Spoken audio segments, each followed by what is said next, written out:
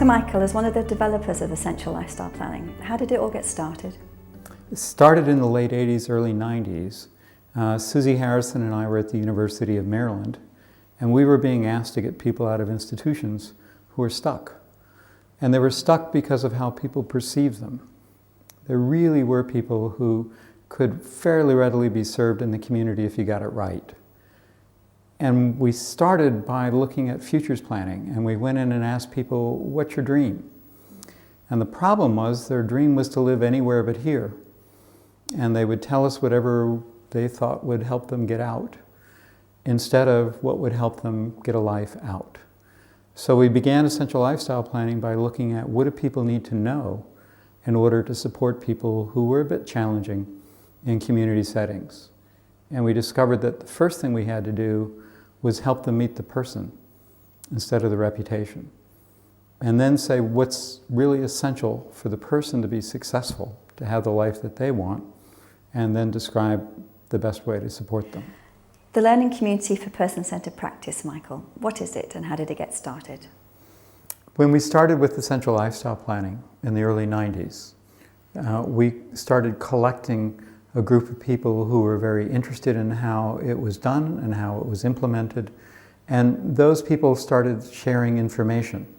And I found that more and more what was happening is I wasn't developing with one or two people all of the things that went into what was then called Essential Lifestyle Planning. It was a whole group of people who were collecting that information, and they also wanted to have a way to share it. So first, informally, we called ourselves a learning community. And then recently we said, well, we really need to do this in a more formal way. So we started having times for people to be able to get together and share. We created a website so that people could share, and then we began a voluntary organization, one that in the US is called a 501c3. And as we kept developing and we kept looking then at things like person-centered thinking tools, not just at Essential Lifestyle Planning, we started saying, well, you know, there's more of this than just Essential Lifestyle Planning. So the Learning Community for Essential Lifestyle Planning became the Learning Community for Person-Centered Practices. And how can people get involved with the learning community? How can they find out more about it? There are a couple of ways. The easiest way is to go to the internet. There is a website, learningcommunity, all one word, .us.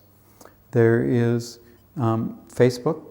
You can just do a search on Facebook. They can go to your website, helensandersonassociates.co.uk. And they can also, if they go to the website, find where they can get training and find how they could become trainers and contributors themselves. Lovely. Thank you very much.